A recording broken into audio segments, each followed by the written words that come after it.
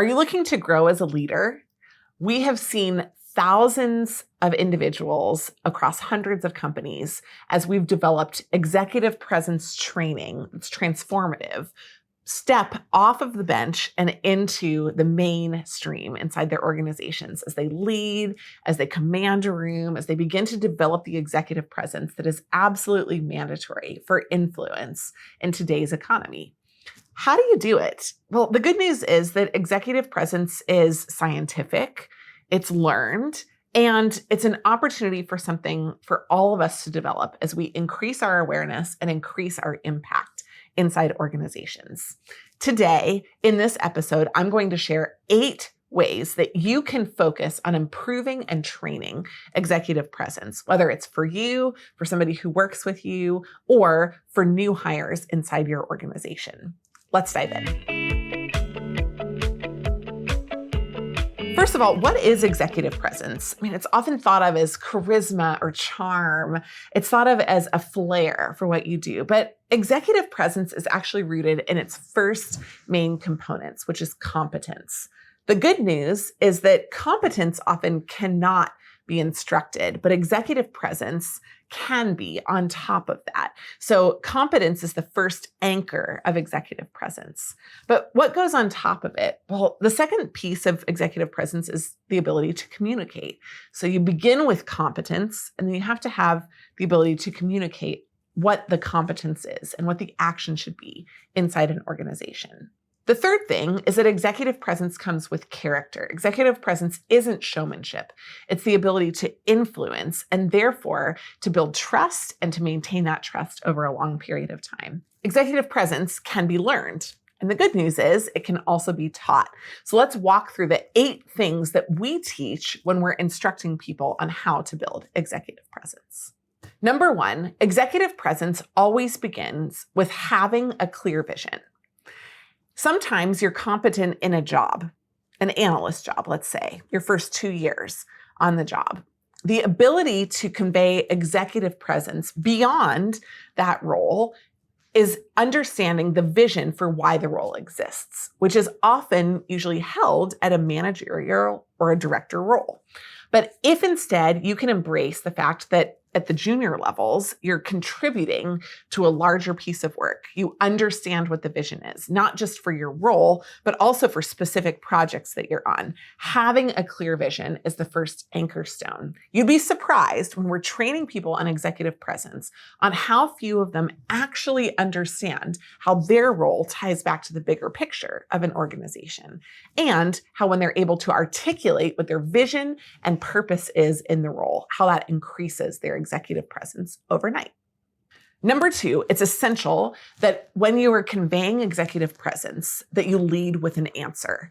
This is often one of the most transformative pieces of moving people from a role where they're just analysts into a place where they are focusing on exhibiting executive presence. Because not do they any longer come with the 3 options or the 17 pieces of data or all of the work that they did as their backup, but they come with an answer. Their focus is on the action that they want to take. And a reorientation toward that action naturally instills confidence in the competence that someone has, because they're being bolder, more upfront in their focus, and they're also a clearer communicator about what actions should be taken. Number 3, building communication skills. We often find that people walk into presentations, meetings, and even their emails without a strategy. Communication is a strategic exercise. And when people don't have communication skills, when they haven't practiced them, or they simply haven't been taught, they'll often revert to what is natural, which is an abundance of information in lieu of an actionable answer.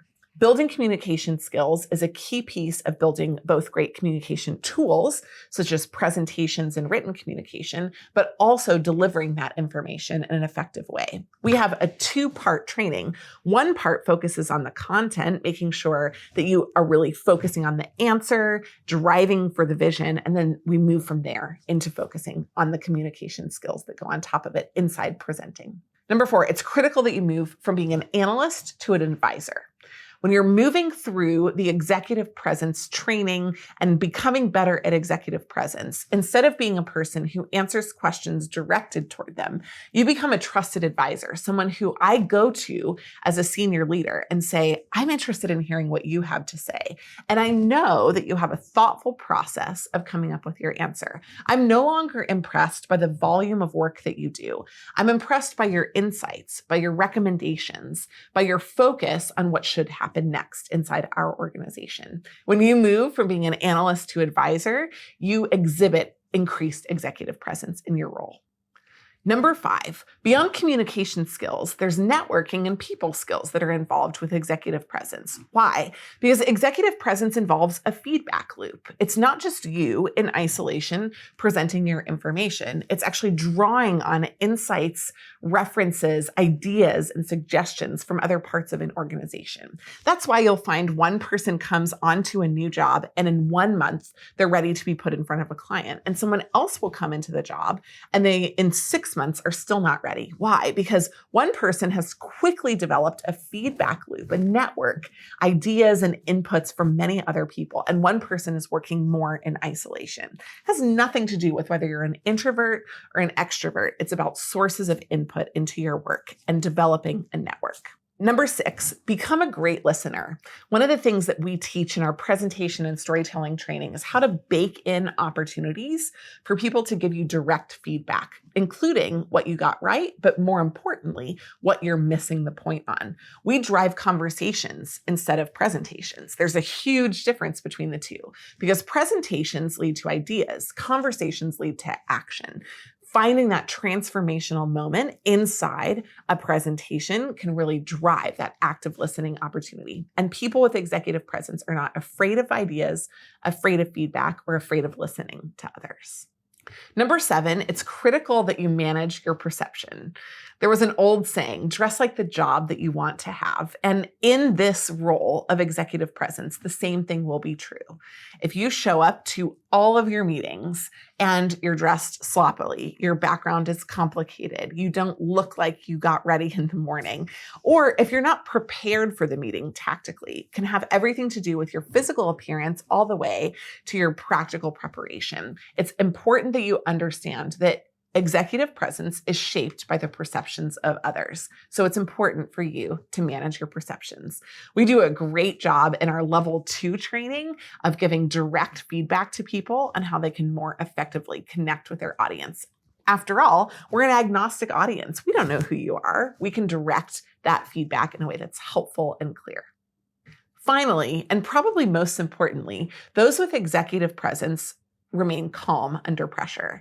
Gone are the days when the boot stomping and the hand fisting is the part of the executive culture. Instead, today, we're focused on collaboration, quick insights, driving toward action, bold moves. But those do not require pressure, yelling, or raising your voice in any way. Remaining calm under pressure, thinking about how something could get done, not what was done. Thinking about how to solve mistakes, not what the mistakes were, will be really critical for you as you're developing your role.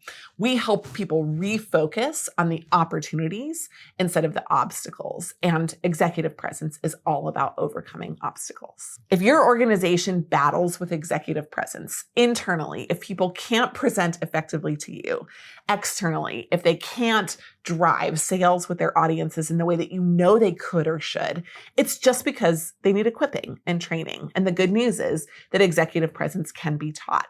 We offer 2 levels of training for executive presence, and we would love to help your organization transform the way that you operate, the way that your people present, and the opportunities that you are faced with. We look forward to partnering with you. You can reach out on the comment that's on this episode, or you can find more information in the show notes. Thanks for joining.